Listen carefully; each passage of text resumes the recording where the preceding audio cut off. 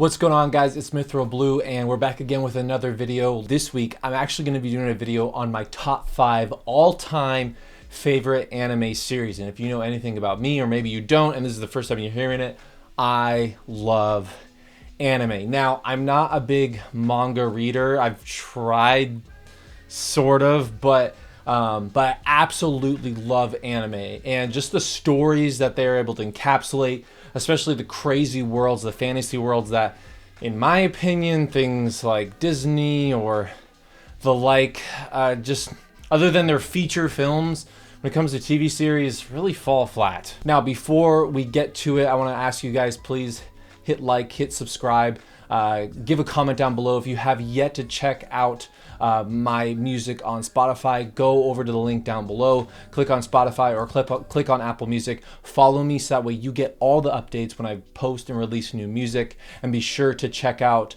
the Instagram for just kind of day-to-day content. If you want to see behind the scenes of what I'm doing when I'm making music, what we got going on in the daily life, be sure to check me out there. All right, enough with the self-promoting. Number 5, coming in hot. Oof, I kind of want to change this like split second. I think I have to say Hunter x Hunter. Like, it was between Hunter x Hunter and Demon Slayer. I think Hunter x Hunter has this like magic about it that has yet to be fully realized. Like with Demon Slayer, not only has it been released sooner, so it's a little more like into the now in terms of pacing and character development, but Hunter x Hunter I think makes a slight edge. And honestly, I literally didn't have Hunter x Hunter written down on my notes because it's like it's right there for me.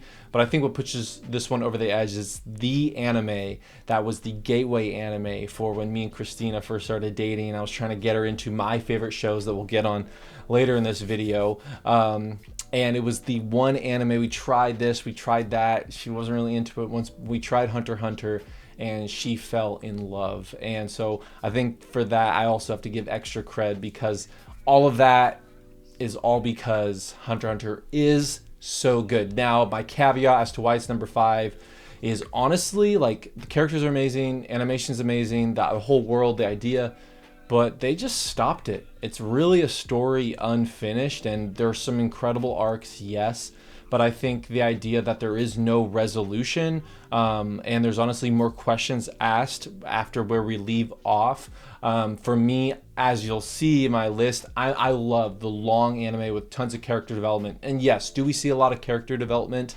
in Hunter x Hunter up till now? Absolutely, but I have to have some resolution for this to bump up further on the list. Okay, coming in on number 4, it's One Piece. And honestly, guys, like, I'm a sucker for this show. Is the pacing terrible? Yes. Is it goofy and weird and wild? Yes. But honestly, every time I think I'm starting to get over this show, it finally comes through every single time, even though we're on like, what, 1,200 episodes or something crazy by now. And I remember watching week to week, Big Mom, I'm watching this big giant pirate lady chase a cake for like 6 months, I think. And it was just so painfully slow.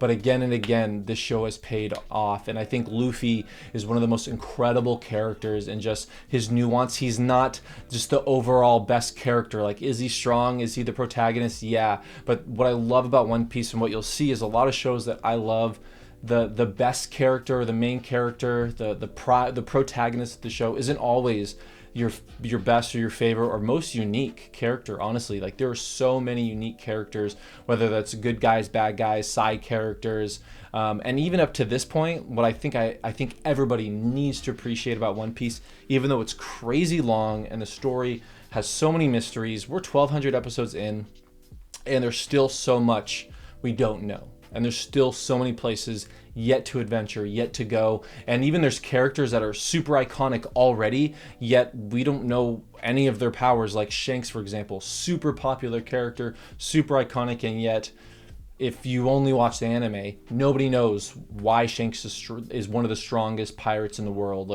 or there's this whole government. There's so many characters that you pick up along the way that you just fall in love with. Me personally, I'm a huge Zoro fan, and Zoro is so much stronger than Sanji. I don't care what anybody says. It's not even close. But anyways, okay, moving on to number 3. This is actually the only anime in the list that has been made in the last couple years, or come out in the last couple years, Jujutsu Kaisen.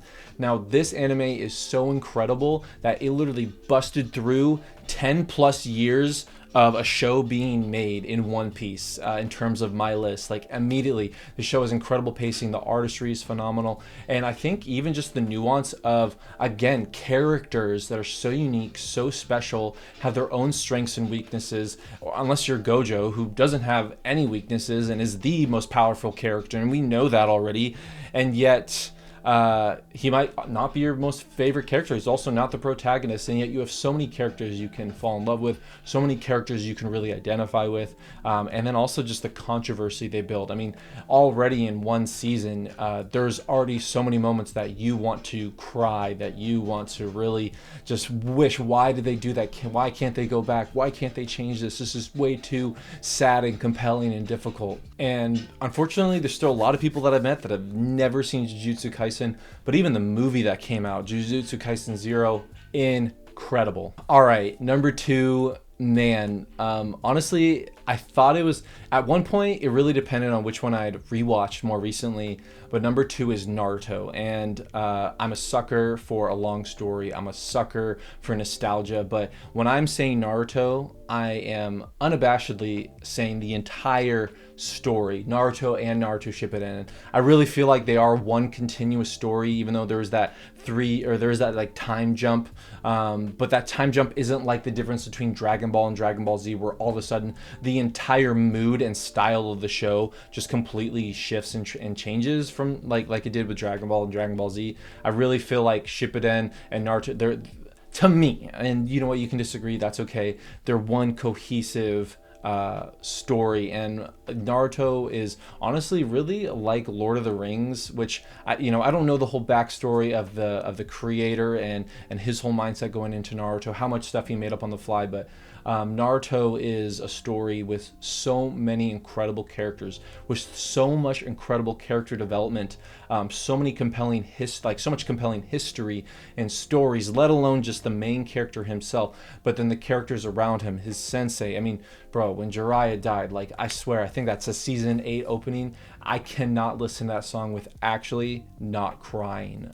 Needless to say, like, they're from the beginning of Naruto episode 1 all the way to the end. Naruto is, I think, not just it's obviously a classic, but I think it's also something that everybody really needs to finish, because there's so many incredible moments and so much incredible character development, and gray area of good and bad. And that is something that I really love, is when it's not just black and white, like there's gray area, there's lots of different motivations. And also one of the beautiful things, which you're going to see, pretty much all of these are fighting anime, action anime, which I love.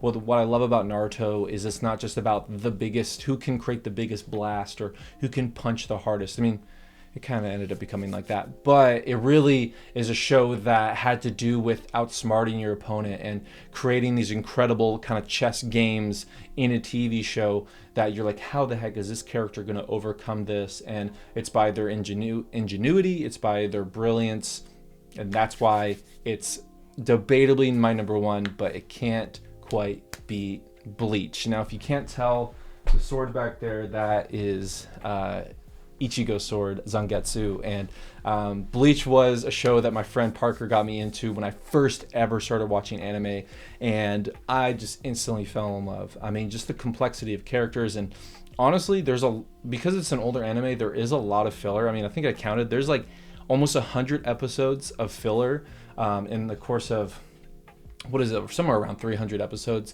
of a show, and the main arc is kind of within the first 200-ish episodes, 240 episodes. And so, like, a lot of that, like, the show feels much slower if you're watching all the filler, but then every time I rewatch it and I know which episodes to skip, the show just moves so quick. And I think if it were to come out today, which the new season of the 1,000-Year Blood War, honestly, I think really locked this one in for me, because not only is the story of that like incredible and is unfolding, but even the animation is like unmatched in my opinion. And the characters, everything from the captains to the Arrancar, obviously to Ichigo himself as a character, and all the side characters that play into creating this incredible story. I mean, let alone the music, not just the opening, but the sound effects. The music is so compelling and so unique and in my opinion, like some of the best, I mean, next to Naruto in terms of iconic, but like some of the best, most unique music, background music is in Bleach. And so this one I think really takes a cake for me. I mean, seeing a character, your protagonist, he's not the strongest character. He does become the strongest at some point, but only at his own downfall. And you get to see all these other compelling characters really contribute, really have their moment to shine, and honestly be really unique. And again, when action anime isn't just all about who's the strongest character and then all the side characters are there to just simply show you how much stronger the main character is, and they're kind of pointless. And even if you did like them because they were cool or unique or had different personality or funny, they become completely obsolete to the story. I'm looking at you, Dragon Ball Z. But honestly, just the overall storyline and honestly, like, especially now we're moving into the 1,000-year blood war with Bleach, like realizing, whoa, there's this giant backstory that wraps around to this whole thing, that sets up this whole incredible, beautiful story that all of a sudden there's aha moments. There's like, no way, like as the protagonist finds things out about the past, we find things out, and it connects all these dots, and all of a sudden what the story we thought was going on is completely changed, and there's so much like unfolding in that, and like that circular storytelling where there's just more and more nuance with more and more information, and with that more character development. And that's what I love in a good action anime. And then I also have to give a special mention to Soul Eater. I don't know if a lot of people have seen Soul Eater, but for me, Soul Eater was an anime I was recommended to watch a long time ago. I think when I was like 19 years old. And up till then, like, yeah, I watched a little bit of Naruto, you know, watched a little bit of Dragon Ball, like, you know, was kind of here and there, not really super into it. Obviously, you know, a little bit of One Piece growing up when I was a kid, but until I watched Soul Eater, that was the total gateway anime that entered me into this whole new world where everything I watched for the next now like almost 10 years was only and exclusively anime. And even today, like, yeah, let me watch some normal TV sometimes, but really sparked that obsession and that passion for anime and anime stories. So shout out to Soul Eater. It's quirky, it's kinky, it's funny, it's intense. The artistic style is really cool and unique, and it's surprisingly compelling for how unserious of a show it is. Alrighty, so with that, what do you guys think of my list? Are there any that I'm missing? You're like, no way, this one is the best, and I can't believe you left it out. Let me know, what are your top 5 or even just top 3? What are some anime that that are kind of niche that most people don't know about that I should watch? But with that, thank you guys so much. Take care and see you next time. Terrified to what you see ain't what you had in mind. How come the man inside the mirror seems preoccupied?